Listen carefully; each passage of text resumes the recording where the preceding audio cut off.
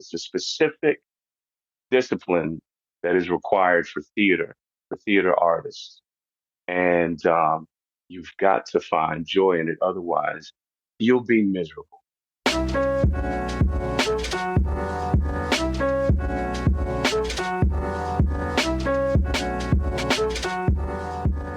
Hello, hello, and welcome to KeyBARD. I am Thembi and I am Thembi. I'm a theater artist, educator, and tech enthusiast who loves to talk to interesting people about their journeys in arts, education, and technology.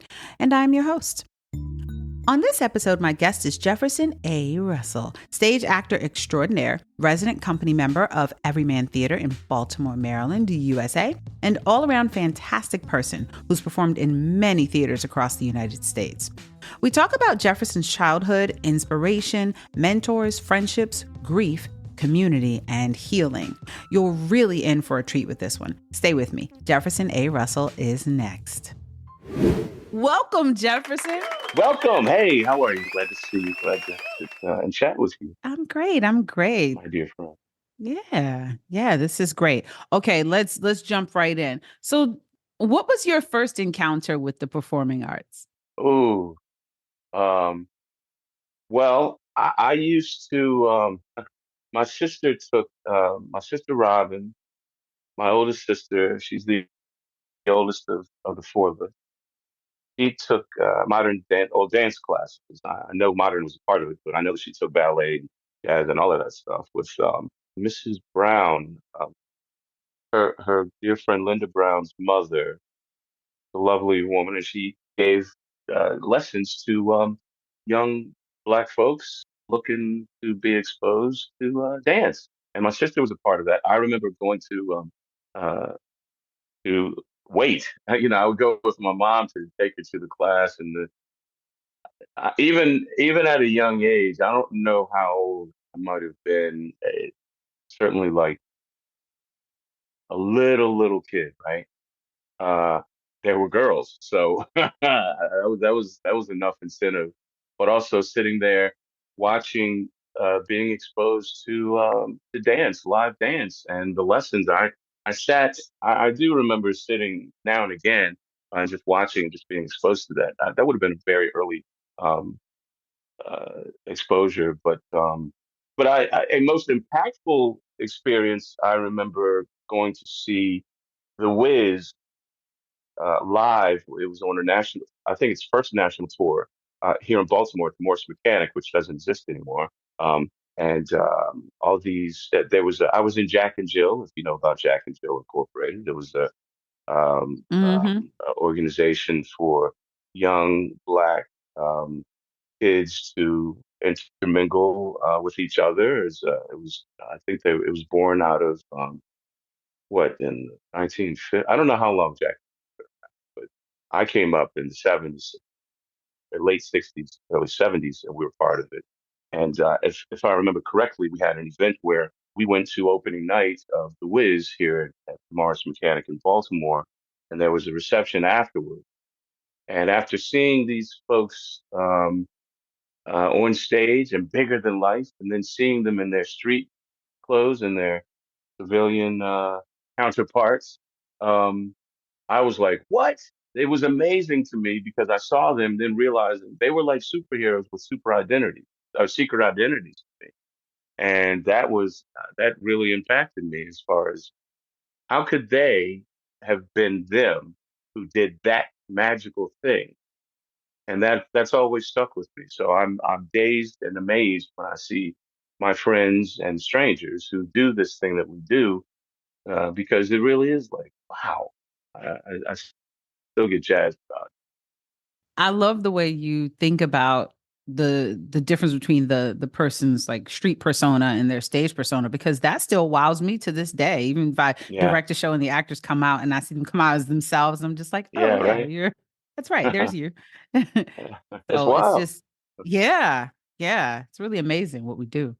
So, Hmm. okay, you talked about as a child being exposed to the arts and growing up, you experienced being a Black child in a predominantly white school, right? I And did. I wonder, yeah, looking back on those years, imagining that you might have developed these skills of resistance, resilience, so that you could navigate that environment. And I'm curious if you find yourself pulling at some of those same skills, having to exist as a Black actor in this predominantly white theater landscape.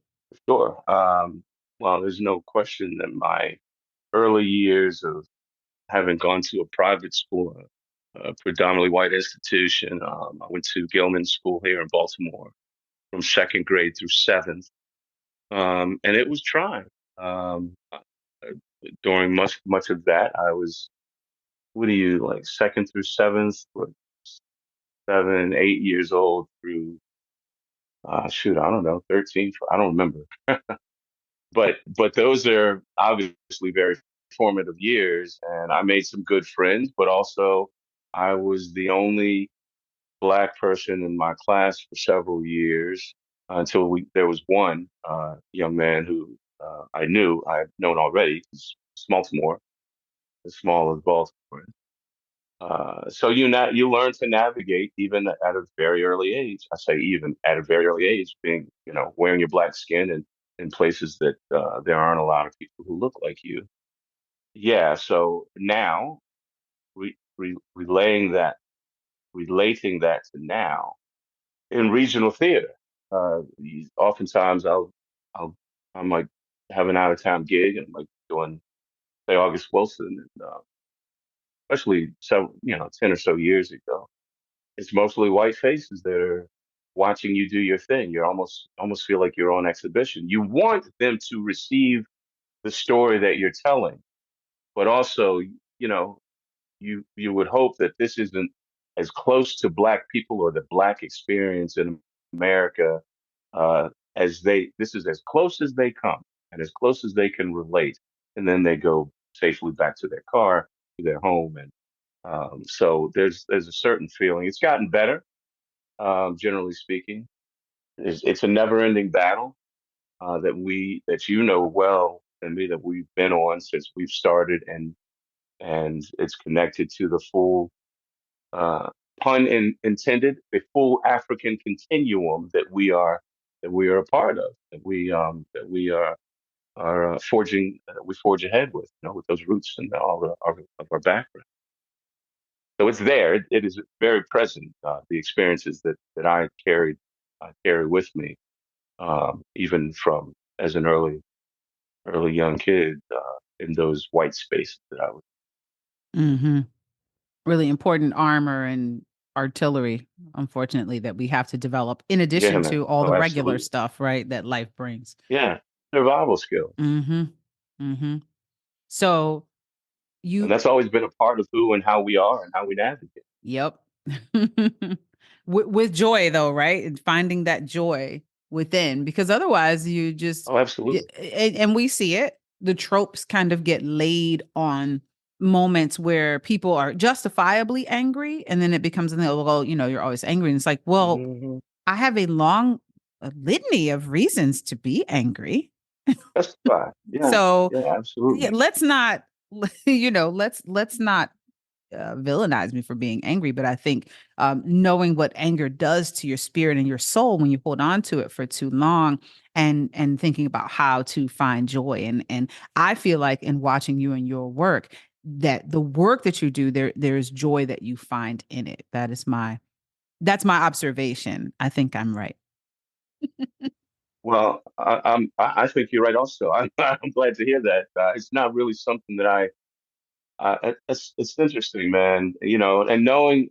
Okay, so in preparation for this time together with you, Thembi Duncan, because you are my first podcast guest thing. I know a lot of this was birthed. Some of it was birthed through Zoom, COVID, and I've done those things, but this is not, to me, this is not that, not the same thing. And I knew that, we would touch on things that, our drive. And so I'm not, you bringing up the joy that exists in our work. Absolutely. And I do say I mean, it's called plays that we do, that we work on, as stage act. And, I, man, I'm so grateful for having entered into this when I did, from the experiences that I had previously, both work and life experiences that I bring into this now, because it's a perspective. And that comes, the joy comes from having a balance of, yes, what we do is very important because we are as theater makers and creatives and artists, we are the chroniclers of our times. We hold our society up to certain humane measurements and reminding them of, hey, come on now, we can do better.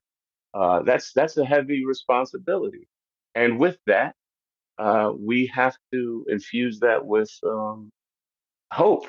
And there's joy in hope. There's hope and joy, and so I don't think about that except when I'm working. I'm like working on and plays. Working on plays can be hard. You got to die. It's a specific discipline that is required for theater artists. And you've got to find joy in it. Otherwise, you'll lose your, I won't say you'll lose your mind because that sounds too flippant. You will not, you'll be miserable. It'll always be a daily battle to, to figure out why am I doing it? Because there's so many ups and downs and there's so many challenges involved, both creatively and just living, getting to work, getting to the gig. You're not making enough. And then the reality of trying to manage just to live off of what you're doing as an artist. That presents its own challenges oftentimes. So yeah, finding joy in it is paramount, paramount. Yeah. On your journey to this work, to this conversation, you obtained a bachelor's in sociology with a criminal justice focus. And then later you got yourself a master's in classical acting. Now, on the surface, if I'm the layperson and don't know you and understand your vision, that seems diametrically opposed. Yeah. So, can you talk to me about the connections you drew there and how those two credentials exist in the same person? Yeah, I know that it's interesting. I know that people find it interesting, I should say. I don't and I get it. I included it in my bio. Mainly I included it in my bio because my mother told me to years ago. And that's that. Because and that's that. Yeah, period. That I know people would probably cringe me saying that at my age with the lingo today. But that's, yeah, I mean that's Mm-mm, no, Jefferson. why Why can't you? You can say why can't period. I, I right? say it all the time. I know I'm too old to say it. Yeah. So yeah, I mean, she knew that that's an interesting. It's an interesting fact. It stands out for sure, but also it is a point. It can be a point of inspiration. So that's the main reason why I included, because yes, on the what I got to know more about that. How so for me, it is a thing where hopefully it sparks something in someone like it's accessible, reaching for one's goal or a notion that, hey, maybe I want to try this and just see what it is, do it. And if that can inspire someone because they see that I used to be a police officer in Baltimore City, and they see that, well, now he's an actor and doing these things on stage mostly, and that shit is interesting. uh, I've heard this, who people who have they've retired or about to retire, but they've considered pursuing dreams that they had long ago either given up on, or the responsibilities of life and family have but now things have made it possible to pursue. Go for it. And if that can inspire somebody, that's wonderful. The police thing. Now, I was a police officer, but I was doing community theater at Arena Players, the nation's oldest continuously operating African American community theater. They've been around since 1953, if I'm not mistaken, 75 years now. And I don't think I did the math correct, but I was doing Yeah. community theater. I'll do some work on that for you. Yeah, You thank said you. it started in 1953? I believe so, somewhere around there.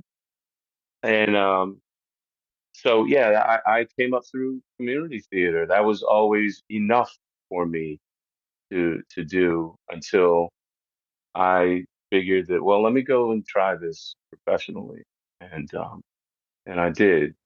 72 years. That was the math on that. So 72 years.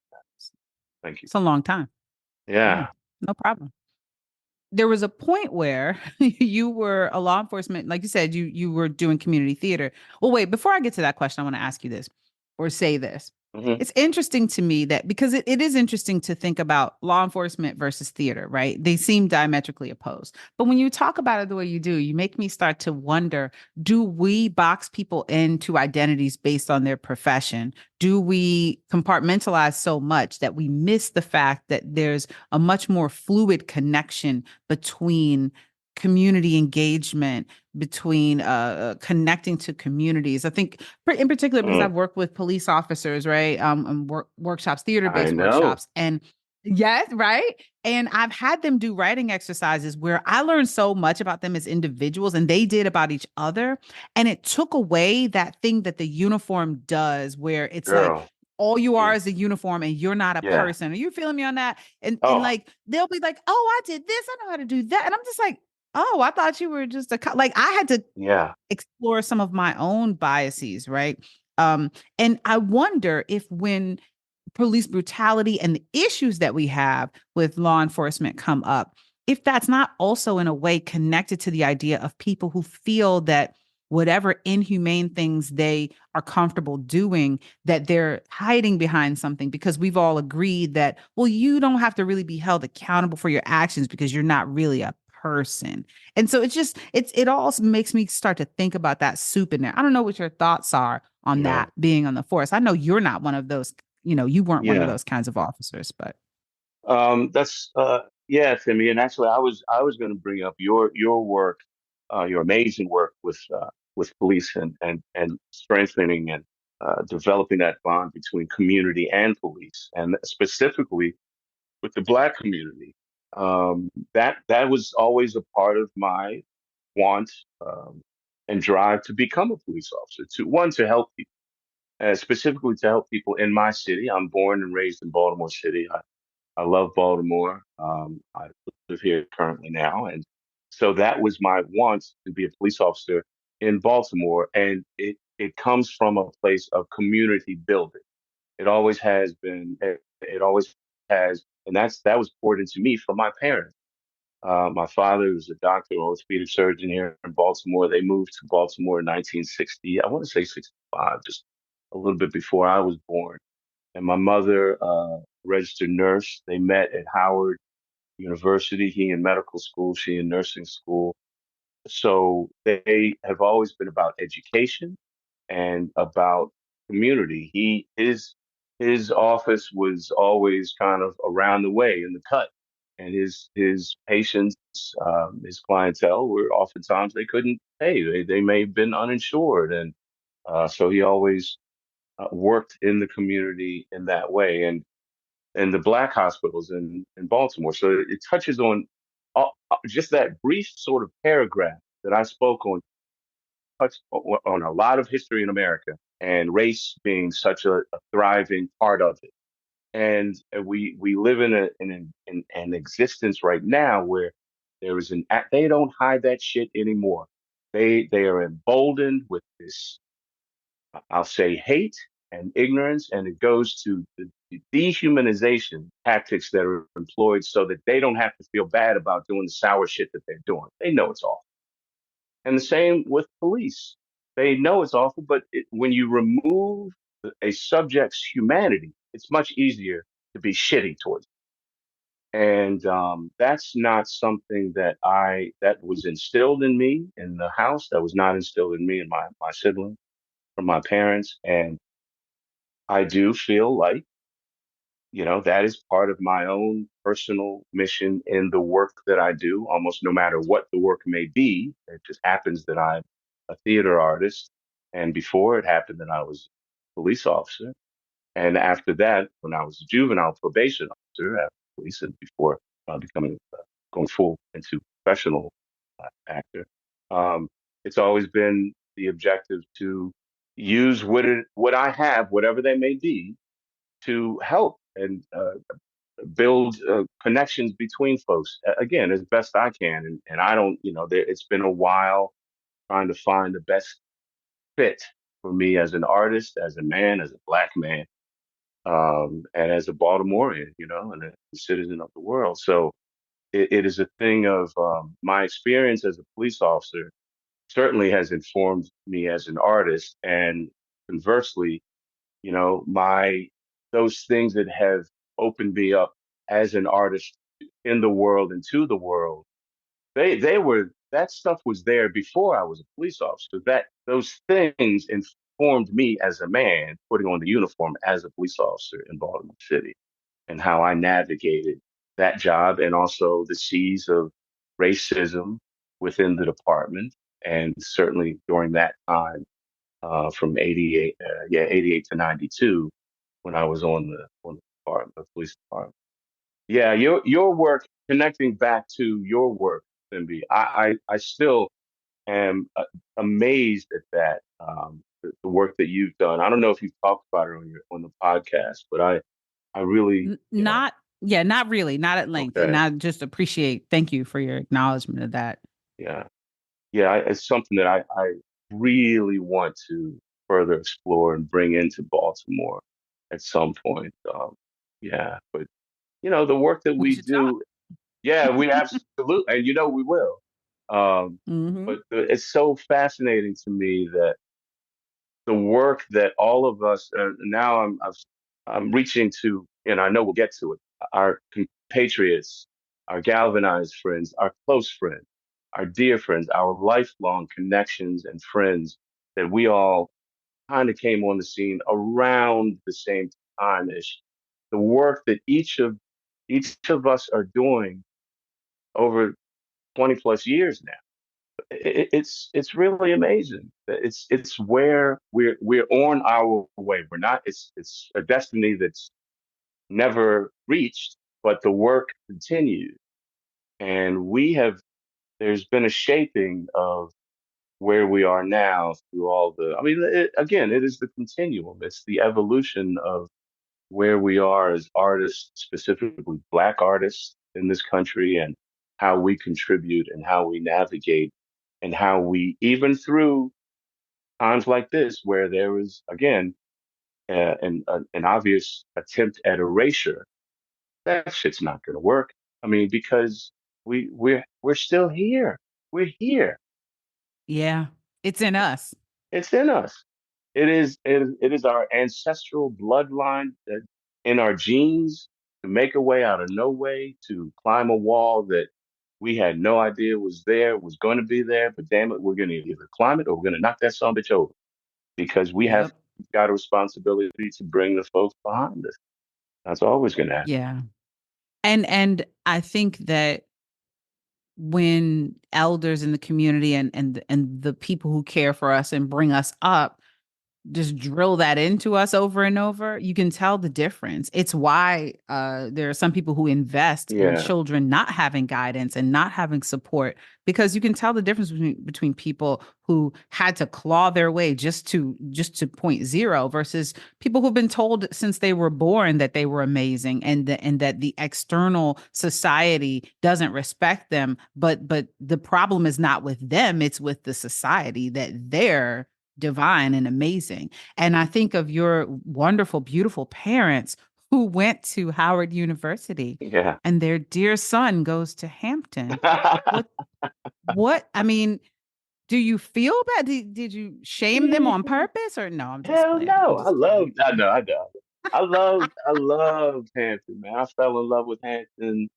Well, one, so my connection to Hampton, my father grew up. My grandfather was, Okay. yeah. So there's family connections there, long time family connections. My grandfather was a Baptist minister of two churches, one a country church and one a city church. The city church was in Hampton, Virginia. He was pastor of there for like Queen Street Baptist Church.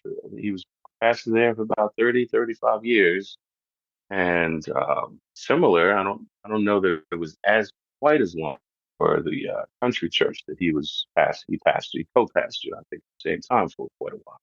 So my history with Hampton goes way back, and I love Howard, obviously, because I wouldn't exist. That's my story. That I wouldn't, me and my siblings wouldn't exist without Howard. That's So, right.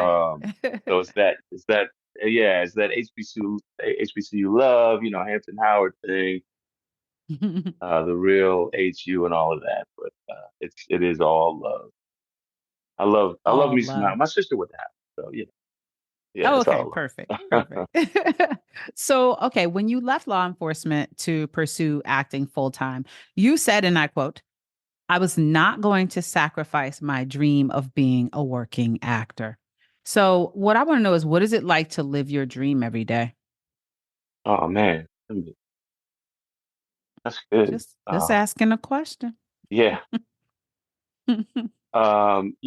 Sometimes I actively remind myself that you are doing what 12, 11, 13-year-old Jeff dreamt about, whether he was consciously dreaming about it. And I think their words was, but yeah, that's what I'm doing. And the idea for me was to be a working actor. It was not to, well, I'm only going to go for television, or I'm only going to go for film. I'm only going to do voice work. I wanted to experience it all, so it keeps it all interesting to me. And I have to varying degrees. Obviously, I do theater most, but I'm so grateful. Every day I'm grateful. It's hard, and most of that has to do with, just gigging, the gig life, going from gig to gig and the transient sort of energy and notion of, and also relationship. You work on a show with first day of read through, you're strangers. By the time the show closes, 2, maybe 3 months later or so, you might consider that person to be friend, family, or whatever, and then you move on to the next. And hopefully you'll stay connected as best you can. So that can be a challenge. That's a challenge that's a part of it too. But I enjoy the work that I've especially been able to do in recent years, and the relationships and the things that I've learned about myself, about the world, about my culture, about Black people in the world. All of these things are just priceless experiences that I would never, ever give up, even with a lot of the challenges that come with it.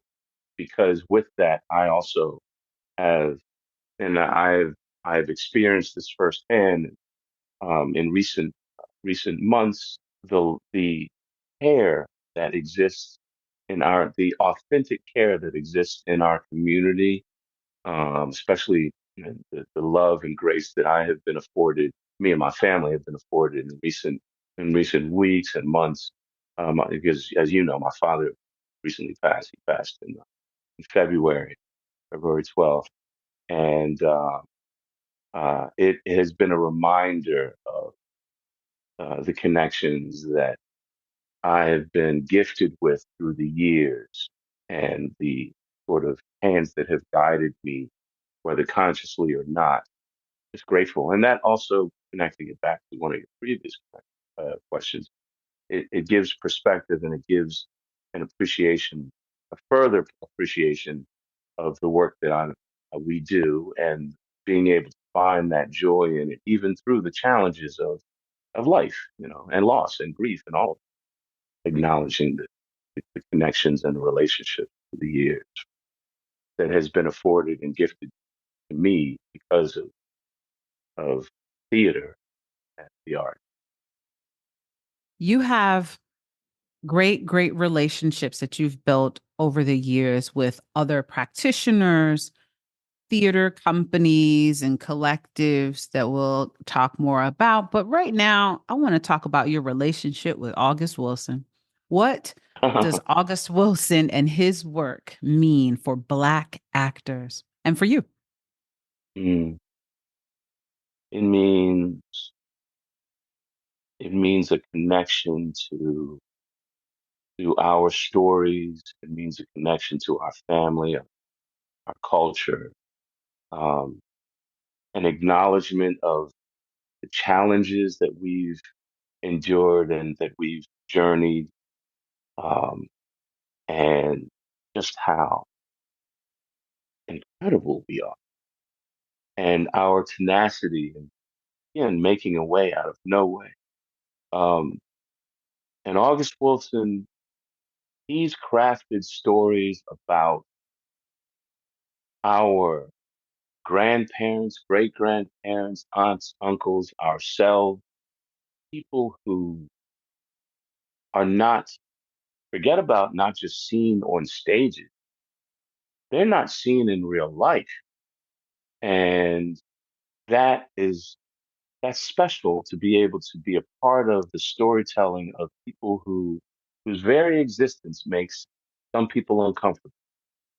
And being able to tell their stories with humanity and all, August Wilson does that.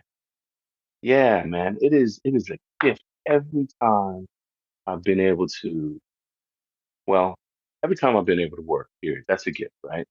And then when you're able to tell stories that really resonate, not just with people who look like you and people who are telling the stories, but with humanity, that, that whole thing that we have to do and say when we're working on an August Wilson piece or a play about written by anyone non-black, anyone non-white male, that we have to assure audiences, oh, but it's a universal theme. We all go through this. A father, father-son relationship, and trying to figure, death is coming, and trying to figure out one's place in the world, and all of these things. We have to highlight, oh, we're just like everybody else. You'll see themes that will strike you. We have to, no, I'm human too. Why do we have to do that? That's ridiculous. But that is where we are. He doesn't, he does, he leads with our humanity unapologetically and tells these lush, beautiful stories. And people who are, who collect dog poo, but know that it has a resonance, it has something special about it. And this same person can spin a yarn, can tell a story that is so lyrical, so beautiful. He has poetry in his heart and in his language. It may not be, the Queen's language out of a textbook or whichever, but they have no problem conveying how they feel and how the things that they've experienced. The poetry of these people who never had a voice before. That shit is special, and that is what we are able to bring forward when we work on these different plays. You know, that is that is a beautiful thing. These are my grandparents. These are my aunts and uncles. These are my nephews.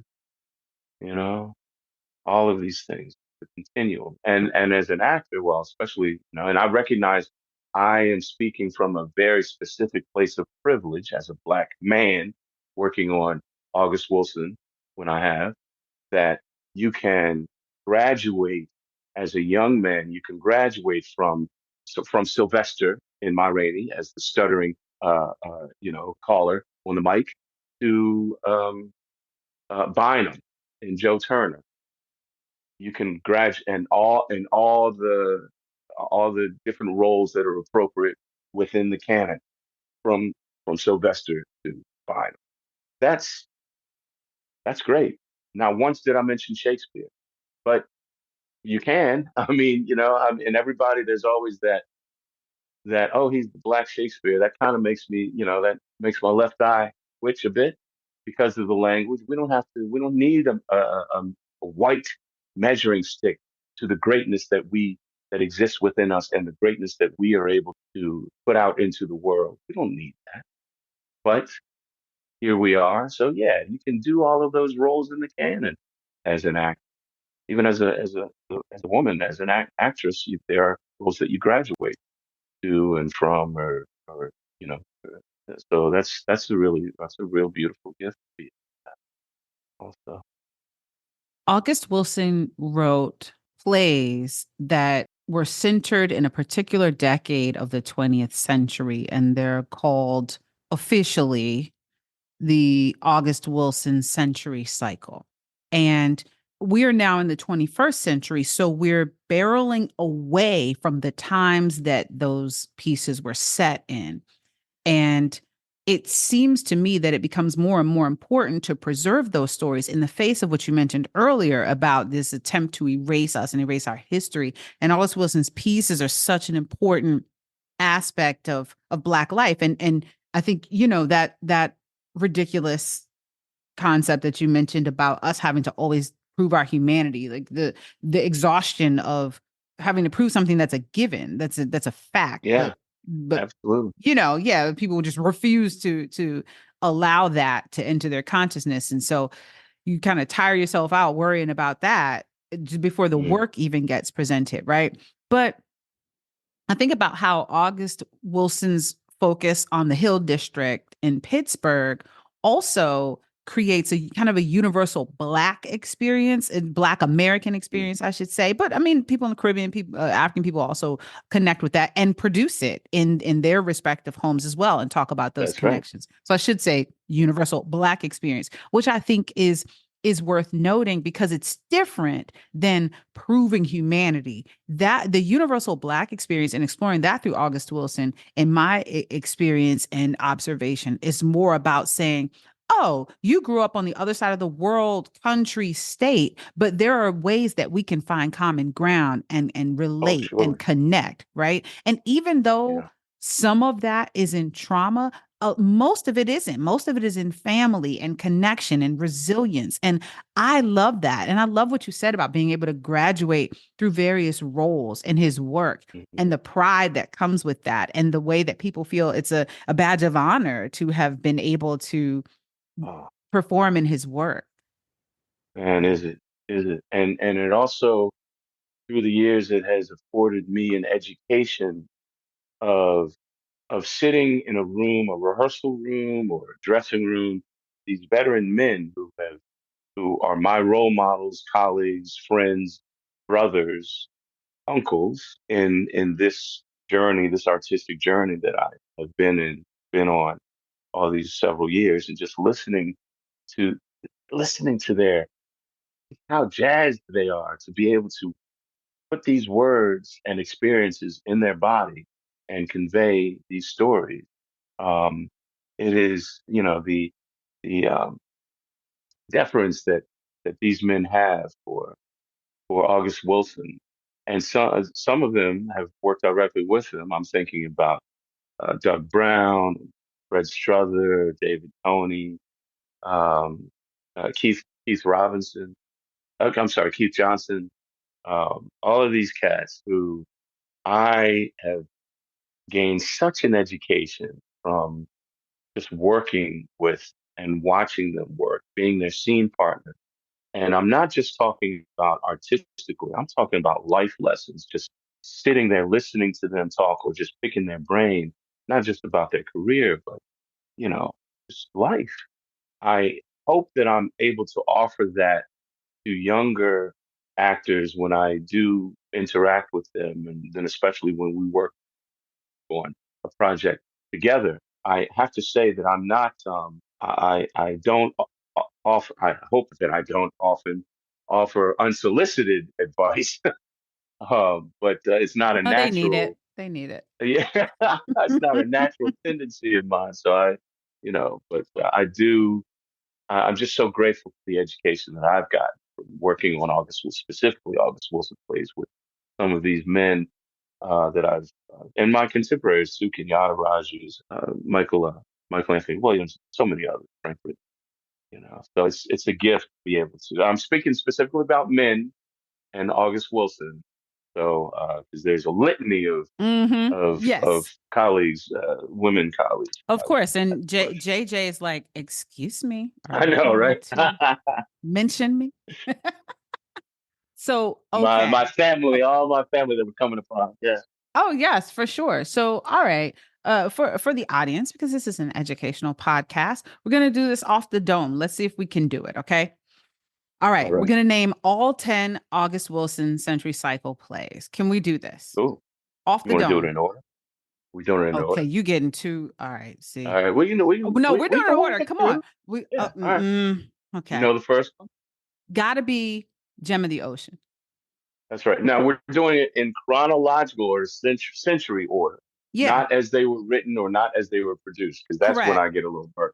Right, But okay. right. What Century order, the Jim of time the frame? Ocean, Yeah.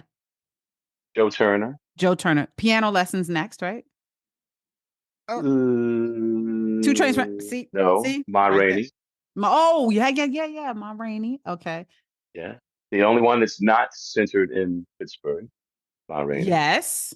Come on, Jefferson. Come Um, on, August Wilson Scholar. It's in Chicago. Ma Rainey, and then Fences, right? Fences. Uh, hmm Now two trains And has to then be. Two Trains, which is Okay. 69, and then 70, what, seven is Jitney. Jitney. Yep. And then the And 80s. then I feel like uh, Radio Golf was the the 90s. So what 80s was the is 80s? Headley. Headley. Okay. So then Radio Golf Yeah, will be 90s, Headley, King right? Headley 2, right? King Headley the second. Mm-hmm. Oh, you know what? We missed What? the 50s. Seven guitars. Seven Seven guitars is right guitars. before Fence. Yeah, yeah, right before Fences, isn't that right? So, I'm losing on trivia night because I'm just like, the eras. Yeah. When I have to do well, them in look, order, I'm in I wasn't trouble. much help, but we got it in there. Yeah, we Mm-hmm. got it. Mm-hmm. Mm-hmm. Yeah, yeah, but we got them Yeah. all in there. No, and when you So think about, I have not. I think there are. no, go ahead. No, I was just gonna say there are four that I have not done. That conversation comes up oftentimes when you talk to folks who you know have done more than one or two August Wilson. So I haven't. I think there are four that I have not. They're later ones. Radio Golf, Seven Guitars, Headley, and shit, one more. Yeah, yeah, it'll come to. Okay. But yeah, those are the ones. Well done. Now name all the members of Wu Tang. Now see, okay, I you, should be able so to. you, hello. You've created I your know, right? own. But you're younger than me. Hmm. Right. You've you've created your own Jefferson cycle when it comes to August Wilson's plays. You've interpreted several of his characters, some of them more than once. What is special about being able to play a character twice? Um, well, you know what? I haven't played a character twice. I've done I've done a couple. Oh, I Oh, thought, that's not true. That's not true. Fences. I've done Fences three times. You're right. Um, I've done Fences three times. Been Gabriel three times. but you, Yeah, yeah, yeah. You're right. You're right. You know better than me. That's yes, yeah. there we go. Okay, because I Um, was like, okay, so three times. Okay, no, that's okay. well, Listen, you've been in a lot of shows. So what is that like? What makes you say that third time? Okay, come on, I'm coming back. yeah, absolutely. The first time I did Fences as Gabriel, I was. This would have been like right when I was leaving the police department. Now that I think about it, it would have been in like fall of '92. So I would have been just 26, 5 or 6, and uh, you know, I could be flip and be like, I didn't know what I was doing. I'm not gonna say that. I knew what I was doing. I was in touch with Gabriel. I mean, I was a young man, so I didn't have the life experience says that helped me forge find him later in life, of course. But his humanity, oh yeah, I was locked into that. That was a beautiful thing. And then so I did it then at that age. Fast forward, I did it with Timothy Douglas several years later, and that it was around the same time that the movie was coming out, Denzel's movie coming out, and of course I didn't watch it until well after, if I'm not mistaken. So we finished our show, and I was looking to find different things that I did not do as a younger man, So it was fun to be able to play with that. And then like maybe another 2 years later or so, I did it at Ford's when we did it.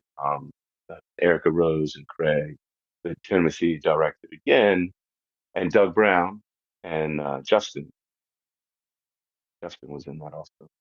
Um, it was beautiful, and it was a different combination of Rose and Troy, and I don't know. I just felt even more centered in Gabriel, and that definitely came with life experiences and just opening up my own humanity. So it's a beautiful thing to be able to play further with when you have an opportunity to play the same role, especially in an audience. It's always stuff to mine, always things that you can jewels that you can pull out of it. Oh, I didn't know that was, that's a discovery. That's great. In art. In what role have you felt the most seen? The House of the Negro Insane. Um, and this was like summer 2023 or so. And that guy, uh, that was one of, I don't know, I had been able to use a lot of the tools that I had attained through the years, and I felt I was able to really use it effectively. So it was very fulfilling. And it was a new play, crafting this particular character and his, again, I keep coming back to this, but his humanity, because it took place in 1920s and 1930s, South at a hospital for the Negro insane. And they weren't necessarily insane. They might have been uppity black people and they didn't know what else to do with. So they institutionalized. That happened a lot. And to be able to, again, in real life, it happened a lot. And to be able to tell these stories of people who, again, never had any voices, that's a tremendous thing. So I brought a lot of the things that I learned through the years into that experience. And I would love to be able to have another opportunity at that. But um, such as theater, we do these things, put it out there for people to experience, and then move on to the next and carry that memory. But I definitely carry that play, that role, that particular man with me. I have lots of examples of that, but that also goes to um, how fortunate, blessed, lucky I have been in this artistic journey that I have met people like yourself and how we met and had mentors and like Jennifer Nelson and for me, Amini Courts and Donald Owens, and both of them at Arena through Arena Players, and that legacy and that continuum, all of these things that have been instilled in me and that have allowed me to do roles like this gentleman that we're talking about, House of Negro Insane, and and have a real appreciation for the stories that we come up with and are able to tell. Okay, let's do a quick rapid fire now. I'm going to name the production and you say the first word or phrase that comes to your mind, okay? Hmm. Okay, here we go. You ready? Here we go. Come on. All right. All right. I'm not going to do your whole body of work because that's about Yeah. 173 Don't productions.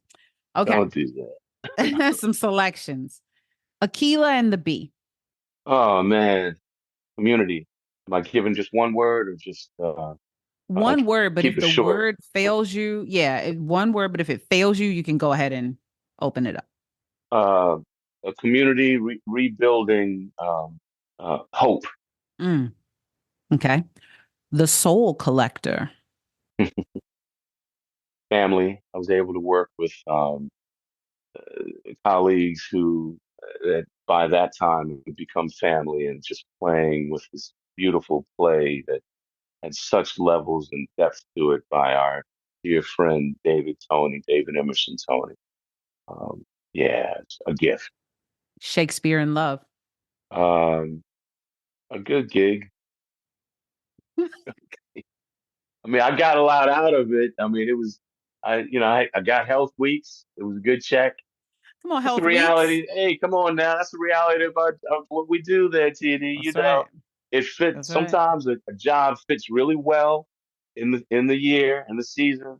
And, oh, well, yeah, that's a good check for 7, 8 weeks or whatever, and 7, 8 weeks of health and benefits. I'm good to go. I didn't play Shakespeare who was in love. So, and I was okay with that, and I had a blast. It was really wonderful people. I feel like I'm not dogging the experience, Right, but right. not everything is like I have changed the world with this art. I mean, that was not my part in it. You know what I mean? Hmm. So, but I did Maybe for contribute, and others, perhaps, but for yeah, others, like you said, yeah. absolutely, and Hmm. that's good for them. Good, but I know I contributed, but you ain't cure cancer, nothing like that. No, I mean none of this has. I don't mean to be flip with that. But that's, yeah, it was a good gig. Primary trust. Uh, very special. It was the right play to be working on while my father was making his transition.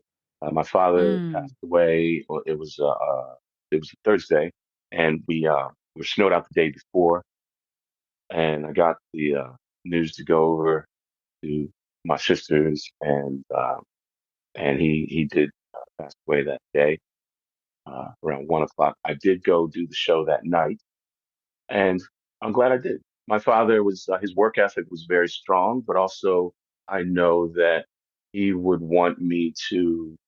You got to keep moving forward, and he had an appreciation for what it is that I do. He was the reason what I was able to do. I've been able to do much of what I've been able to do. He's always been super supportive, and I needed to go tell this story that Primary Trust tells. It's a story of connection. It's a story of none of the people are duplicitous. It's a story of community, seeing something within someone and helping that person realize that within themselves. There was a realness about it, and it was a balm working with that cast, with that crew, with that director, storytelling. So I know it's rapid fire, but that was Mm-mm. that's always going to stay with me. And Aquila was similar because Aquila was the next play that I worked on right after Primary Trust. So we were planning my dad's memorial, and it was a very tough time. But going to work every day with those kids from Baltimore School for the Arts who played Aquila and all her classmates, and that company of the adult company of actors, the director in particular, Jericho White, the support that was given to me and my family through me, but to me directly, it was at times, honestly, overwhelming in a good way, and it was where I needed to be during that time. So I'm very fortunate. I think about particularly Primary Trust and Tequila and the Bee to have had those experiences right at this juncture, at this, they were life changing moments. I'm grateful to both those institutions, Everyman Theatre and Center Stage. I'm absolutely grateful to those players. I think if I talk a whole lot more on it, I would be a puddle. So, but I am, Mm.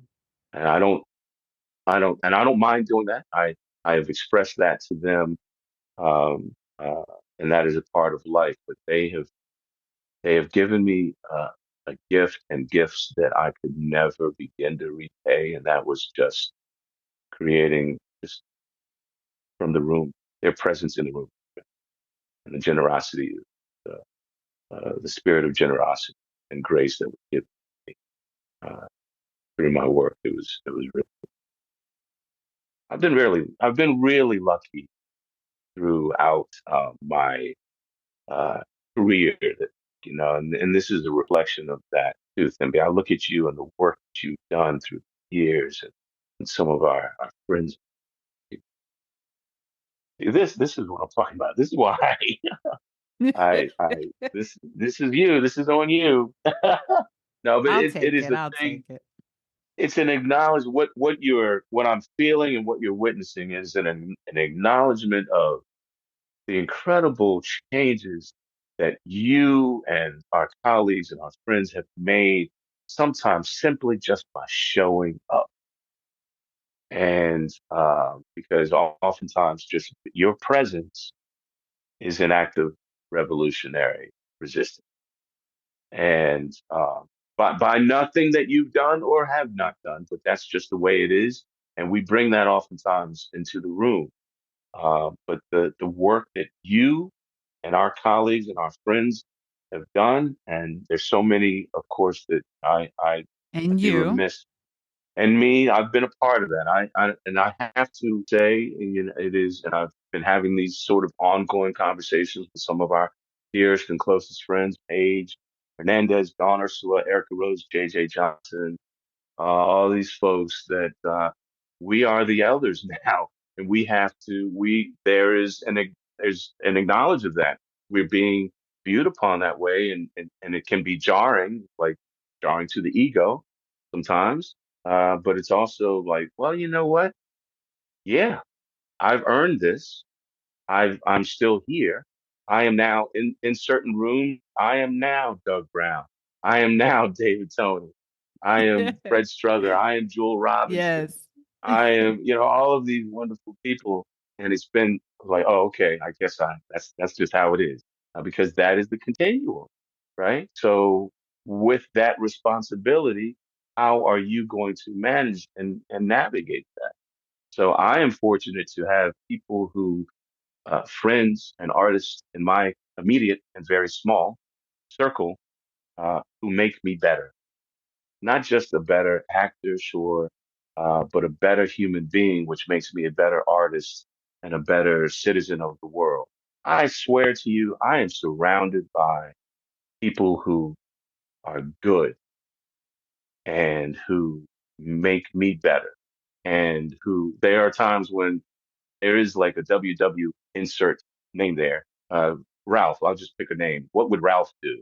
And so in that moment, like, okay, yeah, Ralph wouldn't lose his mind and kirk out like I really want to do right now. But okay, Mm-hmm. let me get some perspective on this moment, you know. So that is to say, I'm surrounded by authentic people who are real and aren't afraid to sort of lead with their heart and let that guide their artistry and also guide how they navigate their own personal mission of making the world a better place through their work. Wow. I mean, yeah, it's I interrupted the rapid fire. no, no. It's your interview, Jefferson. The I'm trying to find the words. Thank you for the kind things you said about me and our friends. And I think that this is an important conversation because I've felt the same thing. I felt really fortunate to have you and the others you mentioned in our circle. And we have benefited others in our work, but we've really benefited each For other sure. in the way we show up for each other and support each other, right? But I felt like with this project that is important for people to know that this relationship exists, to understand what we did in a direct response to the attempted erasure. To Mhm. me, when we have these conversations and we record them and we capture them, then it fights back against anybody who tries to paint any sort of narrative of us or anyone else in these conversations. Absolutely. Um, right, absent of their own perspective. And so when we can open these conversations up and allow other people to listen to them in their own space, in their own time, they're able to have access to these ideas and these individuals and know, oh, this isn't the first time XYZ has happened. Oh, here's an interesting way to push through and fight back against attempted erasure. And here's another way to be black. Okay? Because there's lots of Absolutely. ways to be That's black. right. And we're so black. We are so Right. black. But as black as we exist in a whole world and a whole society that in many ways is very hostile. and aggressive towards Black people. And for us, it's important to show how, in spite of all of that, we are here. Like you said before, we are here. We matter. We're important. We do important work. And we ain't And going nowhere. Right. we ain't going nowhere. We ain't going nowhere. No. Mm, We ain't going nowhere. So, absolutely. okay. Okay. Our town. Our town, it was great. It was a great experience. I'd never done our town before. Truthfully, didn't need to do our town again. I mean, it was like, oh, okay. But it was a great experience. The play is not as dry as I thought. I've seen our town lots of times and wasn't, it didn't necessarily. I always felt it wasn't for me. It wasn't meant for me. So this particular And you would outtown, be correct. yeah, oh, absolutely. Uh, this one that we did was okay. I was like, all right, it is more welcoming. It was much more diverse, and the themes of it resonated. That was one of those. Oh yeah, I like one of those plays that I know it has universal themes, but that ain't for me. It ain't talking to me though. But it did, this time around, and I dug it. I don't know that I necessarily have to do our town again, you know what I mean? But I get it. It was beautiful storytelling, and it was outdoors. We told it at American Players Theater, beautiful outdoor, huge theater, 2,000 or so seats, and that was its own beautiful experience doing our town out there in southern Wisconsin. The argument. The Argument was the first play I did right out of grad school, and I was preoccupied with completing my thesis for grad school while I was working on that particular play. The Argument basically is a two-hander, but I play this couple's marriage counselor, and uh, you know, it was a job right out of grad school. Yeah, it was that was yeah. I have memories of that. Mm, okay. Junebug and the Reverend. Junebug in the Run. I got to work with J.J. Johnson and G. Alvarez Reed um, and Fatima Quander on that, and Sasha. We worked on that, and that was a lot of fun. Yeah, that main takeaway from that is my being able to play with JJ on that. Yeah, that we and Fatima. We still have. How long ago was that? 2000. Nadia came to that, right? No, No, I'm you're thinking thinking, Mufaro's. uh-huh. Mufaro. Mufaro's Mufaros. beautiful daughter. Yep, Mufasa. yep. That's the other franchise. That's Mufasa. Yeah. Jefferson. Well, you weren't Mufaro, but that's Yeah, Mufaro. right. That's Mufaro. You Chuck. got me Chuck. going down the bridge. Right, What right. is it? Going down the line. The Soul Train line. Yeah, that was a good experience, man. We laughed, man. However long ago that was, we still have running gags from that whole deal. If I still had it up, I would tell you what year, but I put it aside. So Yeah, I'm not. we'll have to. We know it was a while back. It was. Okay, Mufaro's beautiful daughter. Since you brought it up, Hey, Mufa, that was man, hey, that was such a special thing, man. We worked on that put a together, bunch of you, me. goofballs together on the Yeah, show. come Poor on. Jennifer Nelson. Poor Jennifer, no. Jennifer Nelson having to Yeah. corral Yeah. the But absolute hey, goofiest by actors. then she knew what she was doing. Yeah. She knew that by putting us together that she could orchestrate us, and we had such a good time. That storytelling, that beautiful story, and just the connection between all of us. That was so special, man. And that's the sort of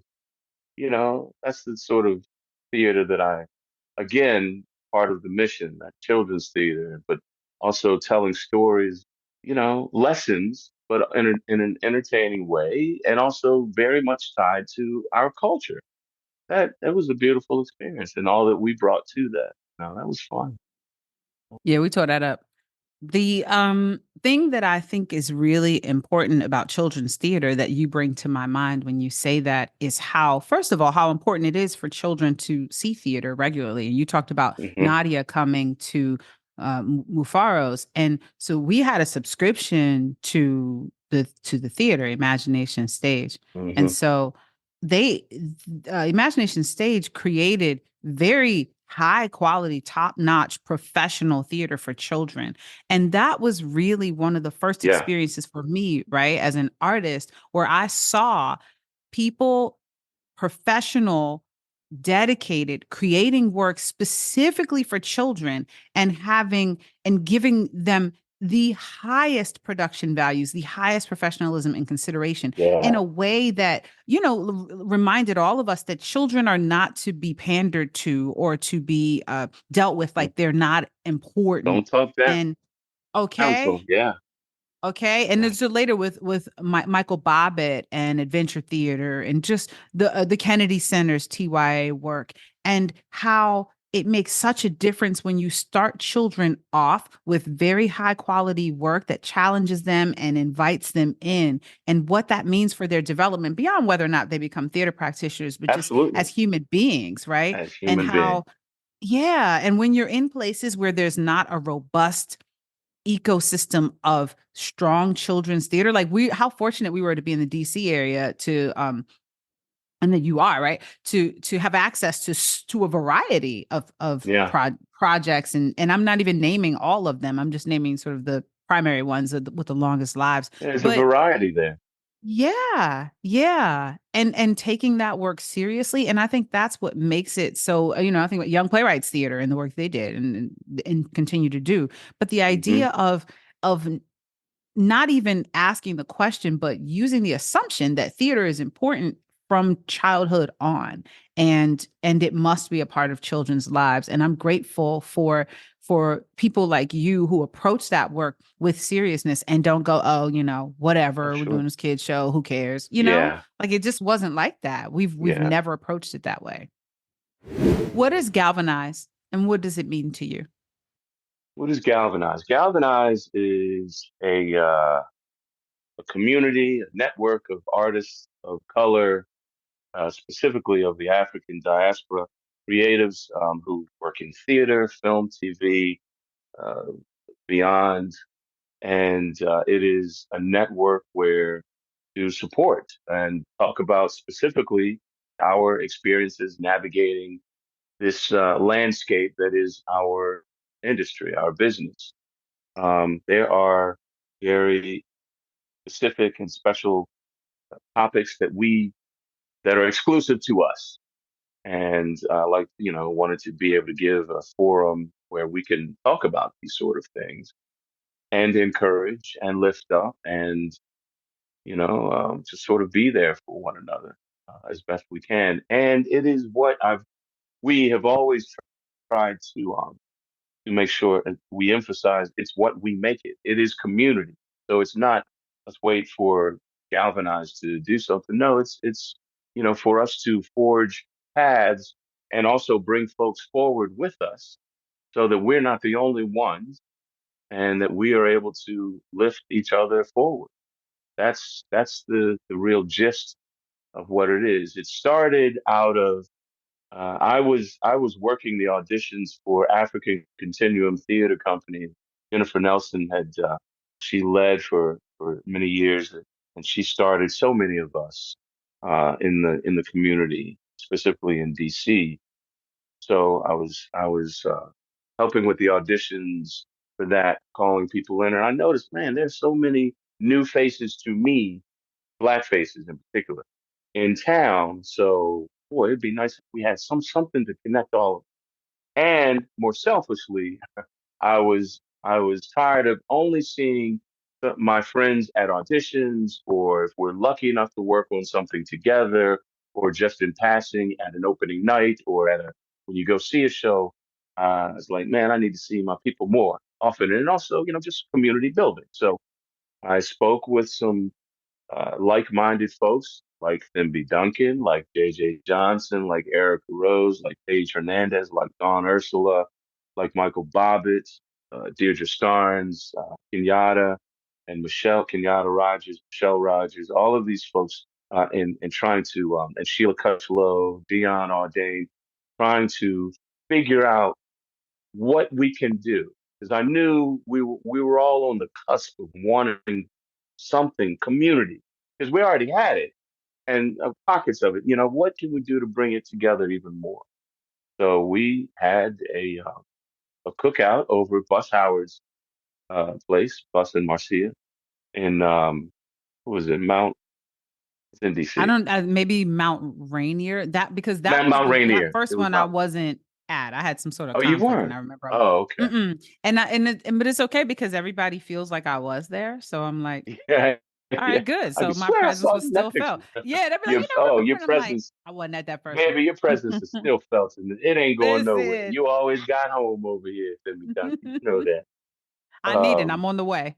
yeah. Okay, come on, sister. Come on. Yeah, we had gotten together. We had that cookout. They were like 60 plus people who came, and that just blew.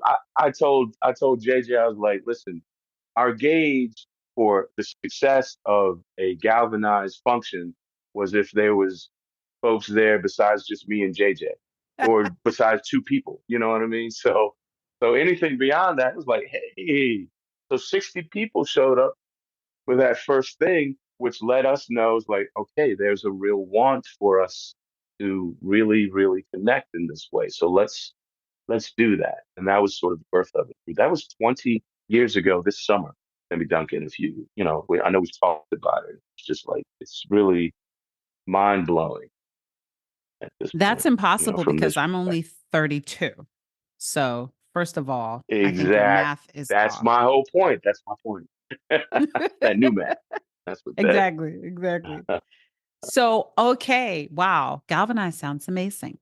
Um, I think one of the things that I remember about Galvanize is the way that in the time that we were all met together and working, we found ourselves as individual artists often not supported, right? Not a lot of support around us on this project or the next. And so when we did see each other and when we could be around each other, we that safe space was super important to us because we had to recharge and reconnect after often having to go through some sort of traumatic experience, which yeah, we chalked it up to that's just what it is. Yeah, But that's what it is. the whys of why do we have to endure this needed to be addressed in the company that we created for each other. And I think that Hmm. when I consider, okay, there's a couple things I want to put together here. Number one, Black men taking steps to build a community of folks is Hmm. very significant because often there is a presumption that's put on women as the nurturers, as the connectors, and on Black men as aloof, distant from that, not Yeah, connected. It's bullshit. We know that.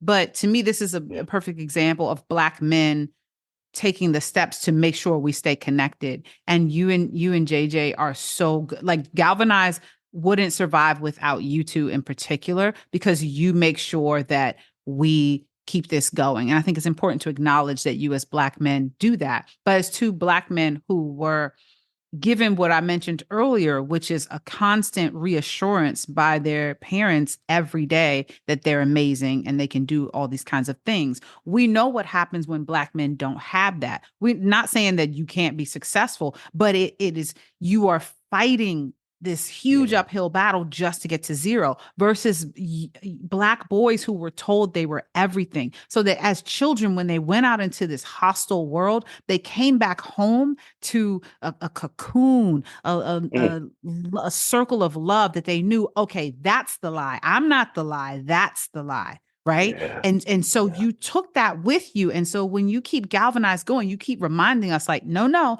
we have to stay connected. We have to stay in here because when you're fighting these everyday battles, you need us to remind you that you're a bad motherfucker and this is not you. Yes. This is not who you are. This is Yes. what you're in, right? So Yeah. then I connect that to the body language work that I do. So we talked earlier about me doing the work with police officers, but I do Yeah. a lot of different folks. And in my research, I found that now this is one study, so I ain't going to I quote it, got you. and I I got you. didn't do all the so Yeah. just Yeah. bear with Yeah. me. I like the Okay. statistic, right?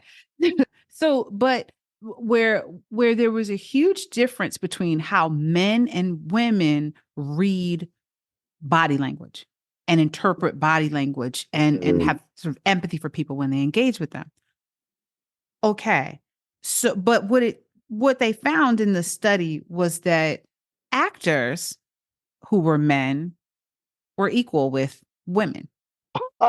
They just said for whatever reason, actors or male nurses, any man who engaged in a profession that was caring or forced you to deal with your emotions, forced you to have Yeah. empathy, that it was even. So I say all that to say that when we talk about the differences between men and women, and in this case, I'm specifically talking about cisgendered individuals, but I don't Hmm. mean to not, I don't mean to exclude the full range of gender identity, Sure. but I mean, but just this way of acknowledging Black men who step up as nurturers and caregivers and people who love and care for us as a people in a way that I don't think y'all get anywhere near enough credit for. So I'm doing my little part in saying thank you for that now.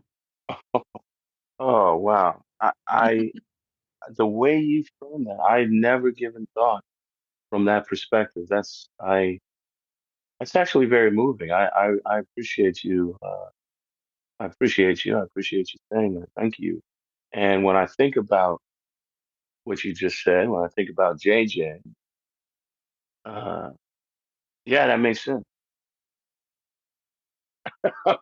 That makes sense as far as just accessibility to one's own as an artist, vulnerabilities, which only amplify your strengths, and all of these. I never really thought about that.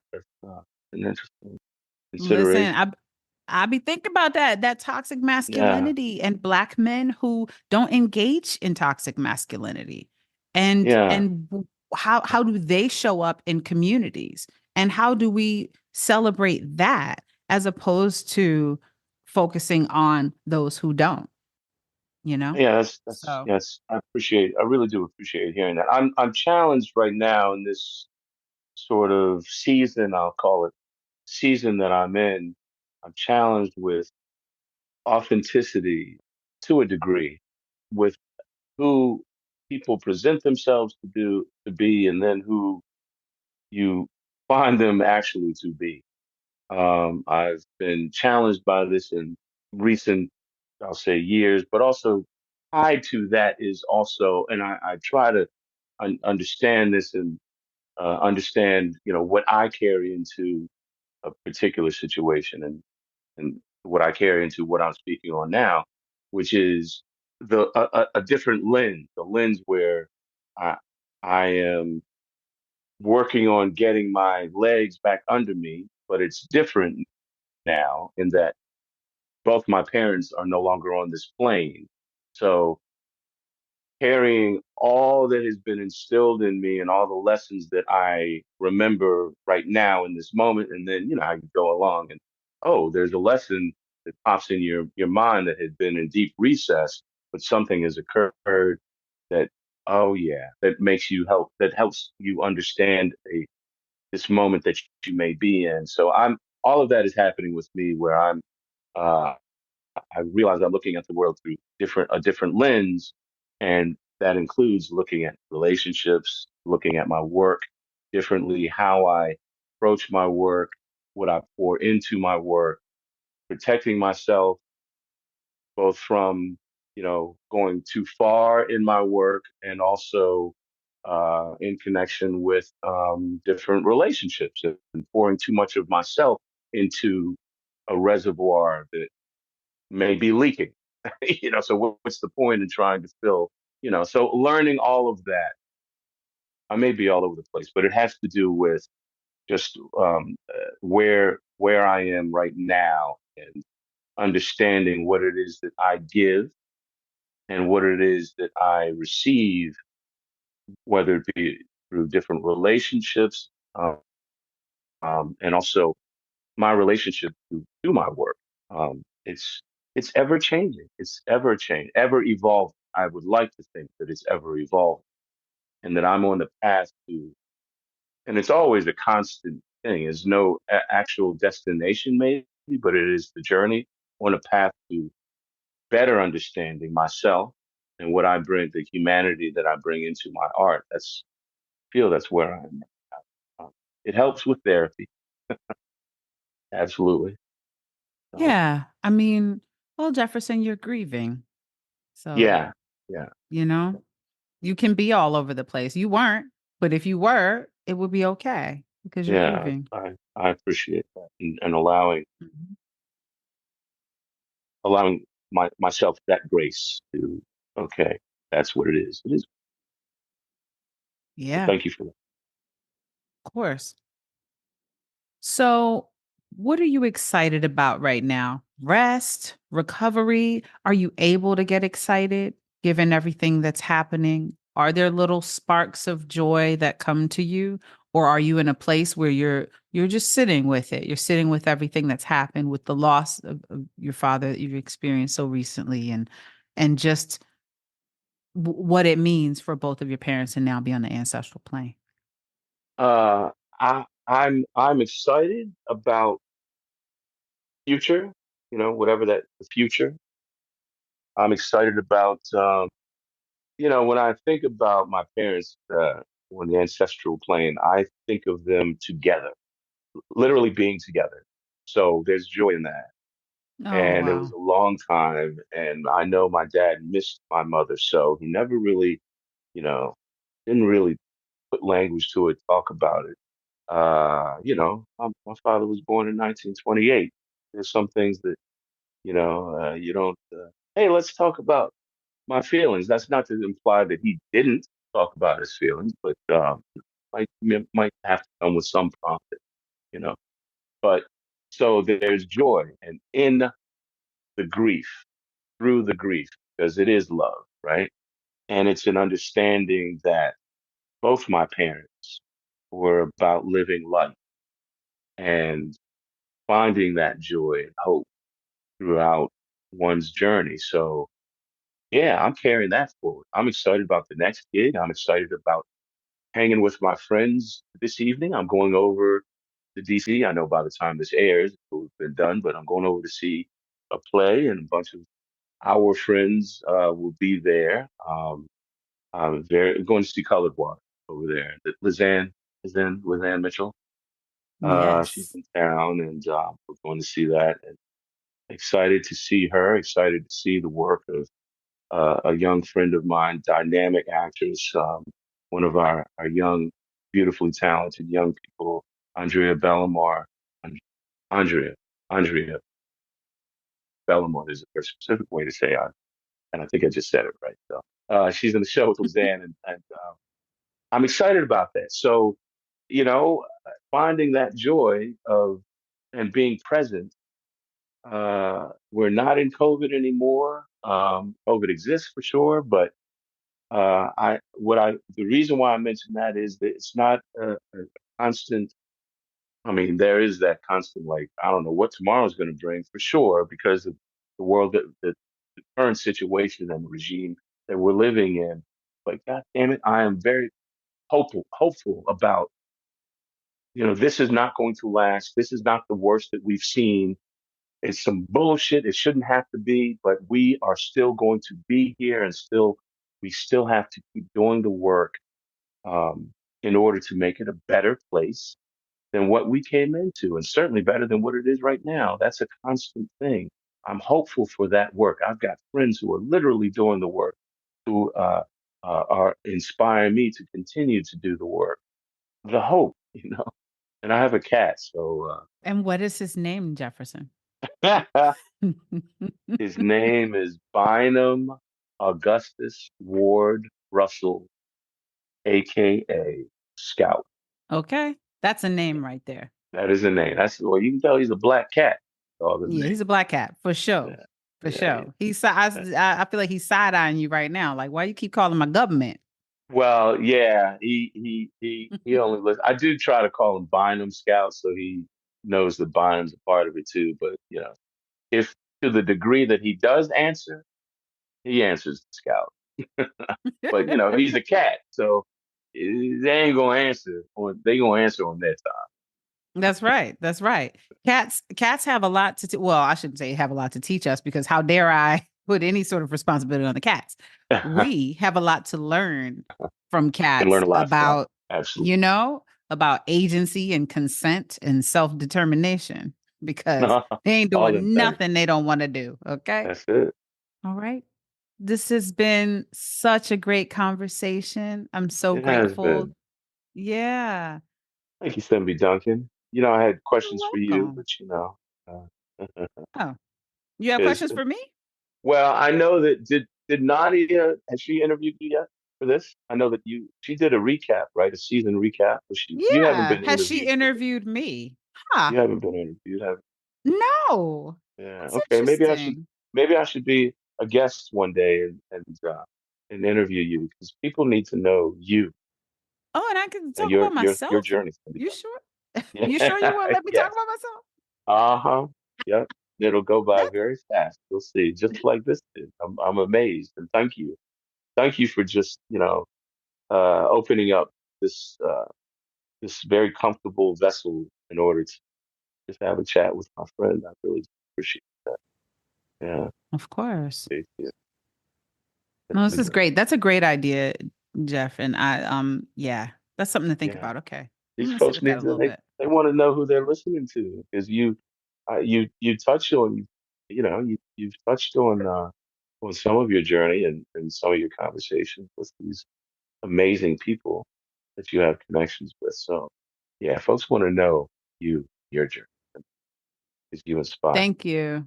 Yeah, Yeah, no, I talk to people a lot about that when they're like, "Oh, what's the focus of the podcast and everything?" And I said, "Well, the initial inspiration was the fact that I knew and was connected to so many interesting people, and we would have these yeah, conversations anyway." And I just yeah. remember thinking, even years ago, like, gosh, what a shame that we have these wonderful conversations and then they like theater, right? They're so And then ephemeral. poof, They just kind of, yeah, yeah, just poof, yeah. just disappears. But now we have And platform. yeah, yeah. So I'm grateful for that because if we were filmmakers, and some of us are and some of us have been in film. It's not that we're not, but like if that was Yeah. our primary medium, we would have Hmm. a lot more actual content that people could, oh, let me go back and watch that. Yep. But Yep. theater Yep. is Yep. such a different, it's Yeah, it different. is.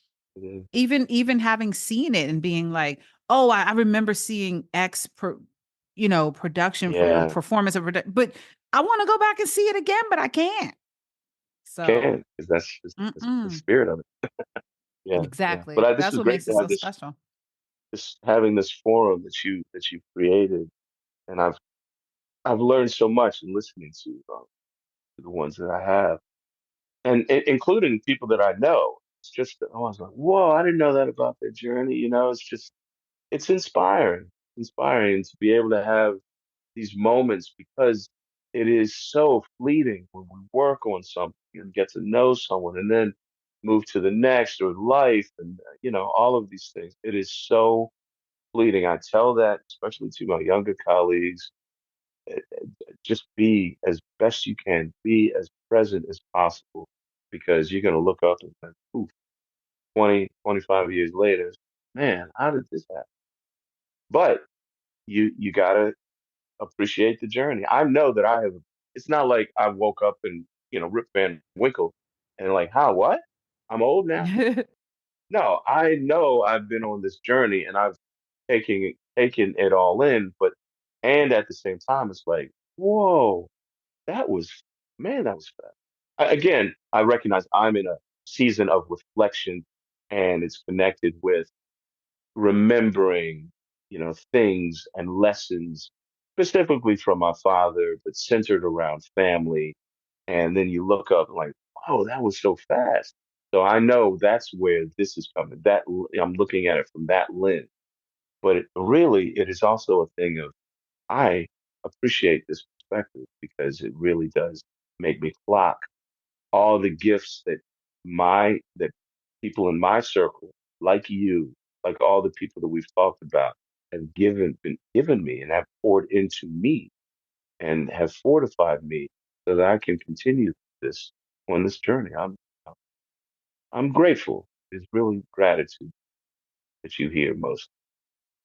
Thank you. Thank you. Thank you. This is great. I'm very grateful too. And I look forward to when once I get through, that sounds I'm gonna hurry up and get through. Once I've talked to you all individually, I'd like to gather y'all in clusters.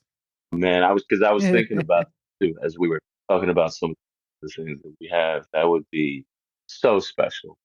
And we are at a place where, uh, yeah, just wanting to log these things sort of officially, Yeah, so that people know the chapters that we've been a part of. That's important. beautiful.